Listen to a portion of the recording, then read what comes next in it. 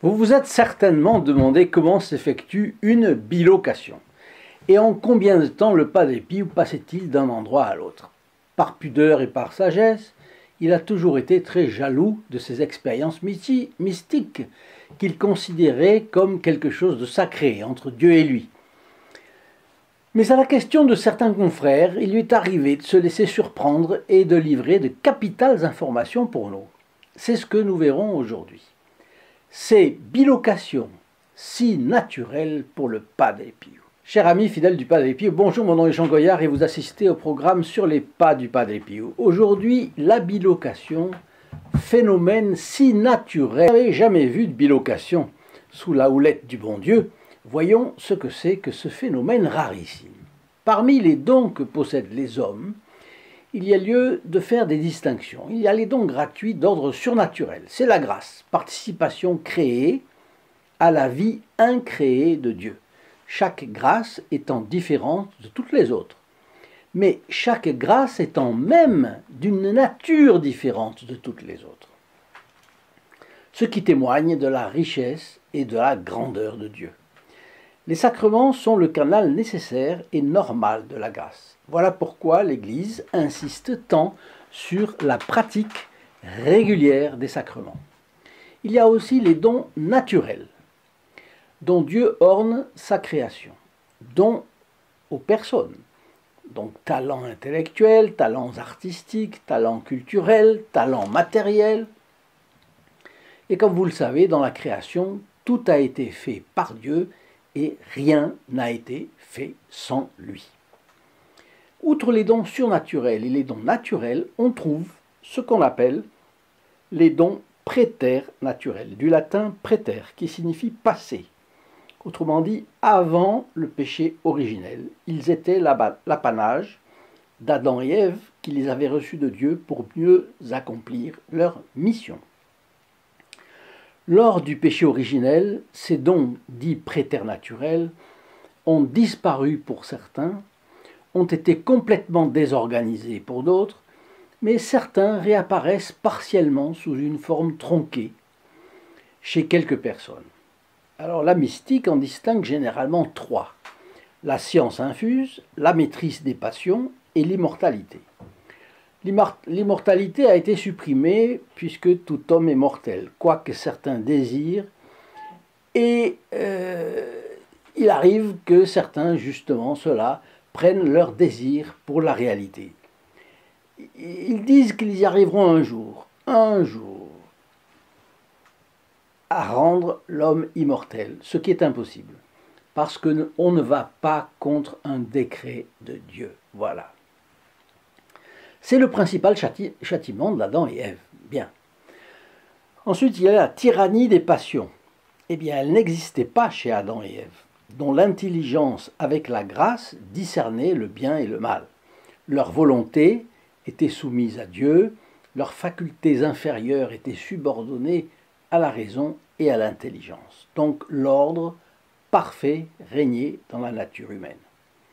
Après le péché originel, l'ordre et la rectitude résultent d'une lutte permanente de l'homme qui, pour cela, bénéficie de la grâce abondante achetée par notre Seigneur Jésus-Christ dans sa passion.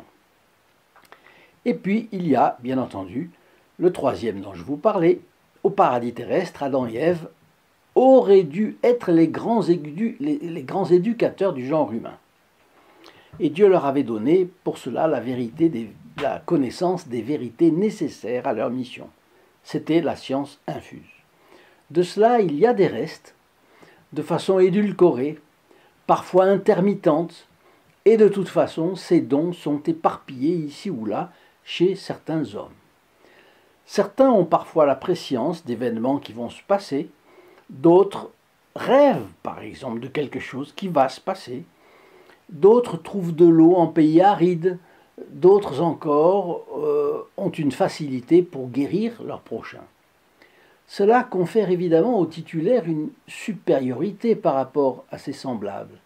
Et vous voyez tout de suite le profit que peut en tirer le diable, maître en manipulation de l'orgueil humain. À l'affût de tout, il peut intervenir pour gêner, faire échouer le don en question, suggérer à son titulaire des conditions pour retrouver l'efficacité de son don, etc.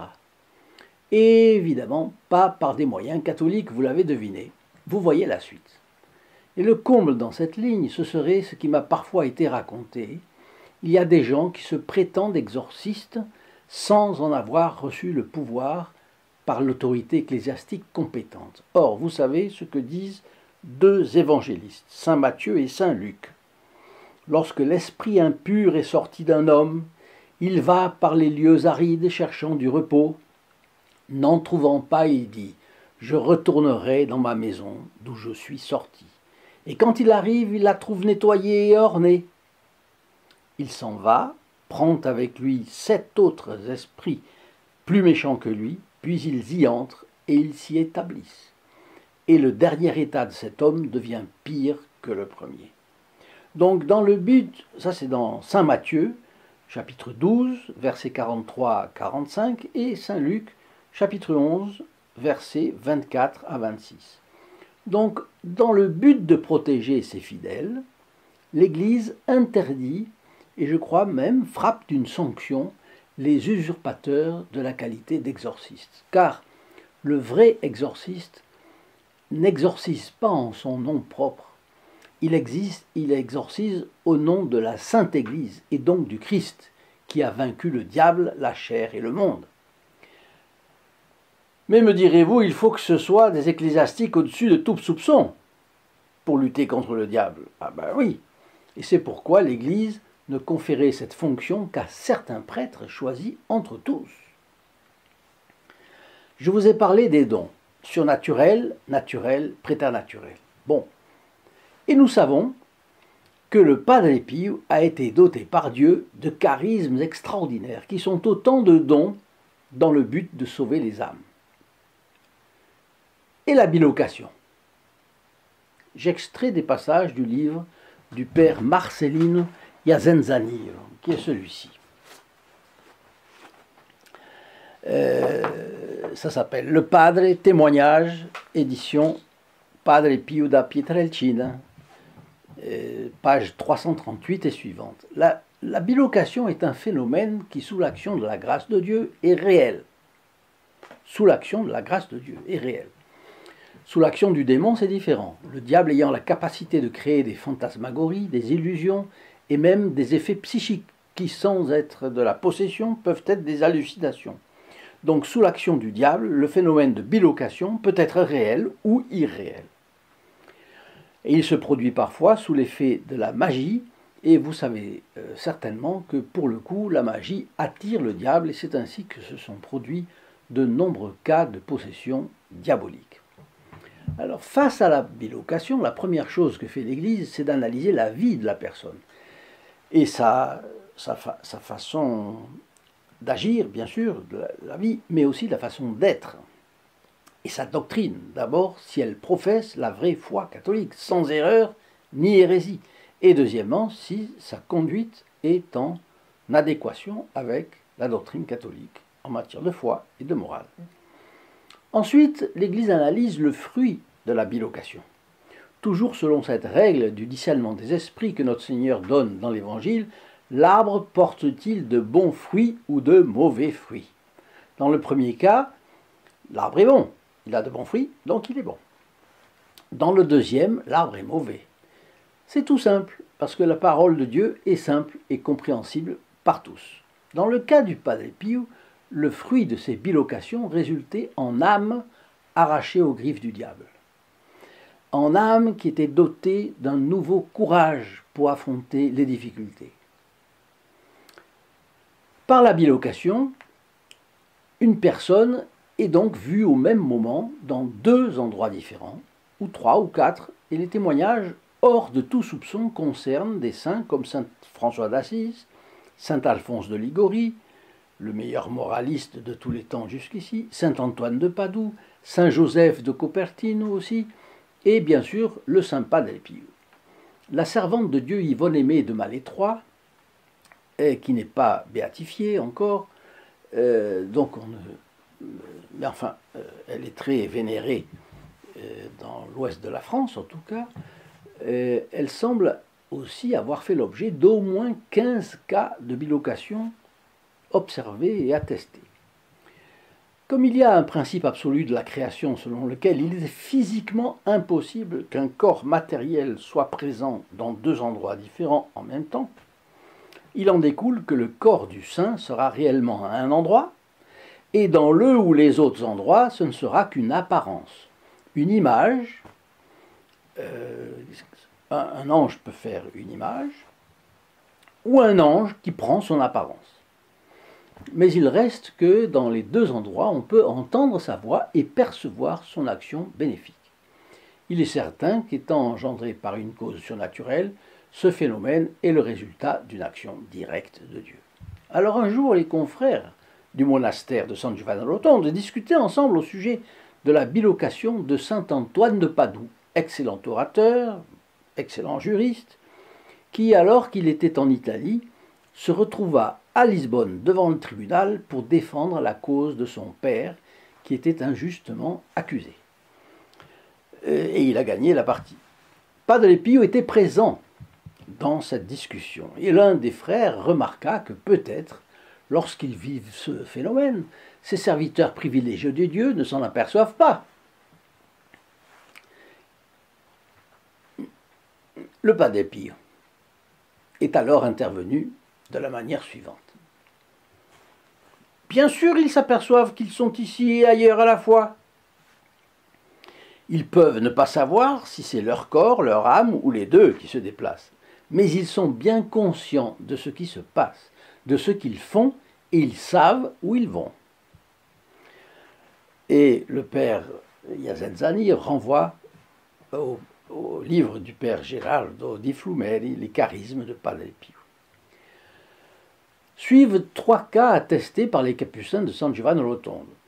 Le père Carmelo de Cesano, alors supérieur du couvent de San Giovanni Rotondo, parlait dans le réfectoire avec quelques frères du côté extraordinaire des voyages en avion. Et il leur dit « Savez-vous qu'un vol sans escale Rome-New York dure moins de 12 heures ?» Tous les capucins présents étaient fascinés, sauf un, le Padre Pio, mais pas le moins du monde, impressionné. Et notre bon capucin fait alors remarquer « 12 heures, mais c'est long. J'en ai pour une seconde quand je voyage. » Donc il reconnaissait qu'il voyageait, et même loin, et que c'était instantané. Le 14 décembre 1953, le père provincial des Capucins est de passage à San Giovanni Rotondo, de retour d'une visite officielle très loin, dans la mission en Inde des Capucins de Toscane. Donc il avait voyagé en avion, et tout le monde a exalté la vitesse de l'avion. D'un ton plaisant, le Padre Pio a laissé échapper. « Oh là là, mais c'est quand même du temps qui s'enfuit. Le temps s'enfuit, s'enfuit. Quand je m'en vais, je mets moins d'une minute. » Et tout le monde a ri de joie à cette claire et innocente allusion à ses fréquentes bilocations, ce qui l'a quand même un peu gêné quand il s'est rendu compte de tous ces rires joyeux autour de lui. Mais c'était trop tard, la vérité lui avait déjà échappé. Et l'année suivante, le 15 mai 1954, les confrères du Padre Pio discutaient avec lui tout en montant à l'étage, il y a un petit escalier étroit là, bon, après le déjeuner. Et on parlait des grands préparatifs pour la canonisation du pape, celui qu'on appellerait bientôt Saint Pie X. Et le Padre Pio dit « Ah, Pie X, comme c'est beau. Je l'aime beaucoup. C'est le pape de la paix, de la sérénité, de la générosité. On dirait un bon napolitain. » Et le père Tarcisio da Servinara lui demande « Mon père, est-ce qu'on ira à la canonisation ?» Et lui « Oui, oui, répond le Padre Pio. »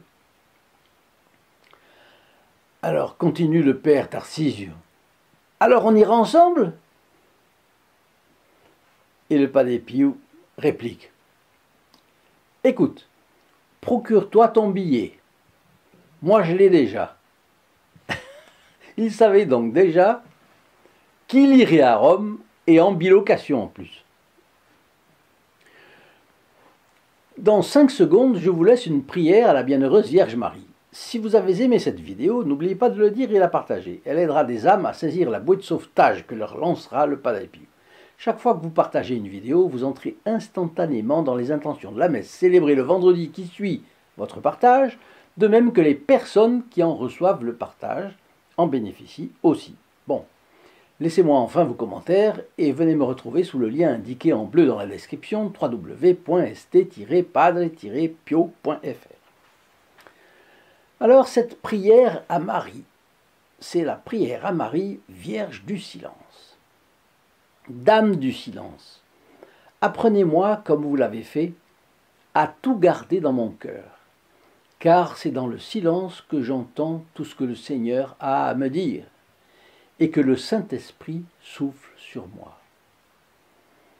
Vous, Notre-Dame, vous avez su vous taire, et nous, vos enfants, nous murmurons et nous geignons. Venez nous apprendre à garder le silence. Ô Marie, Mère du silence, en vous, aucune dispersion. Dans un acte simple et total, votre âme reste calme, comme la mer immobile, et s'identifie au Seigneur.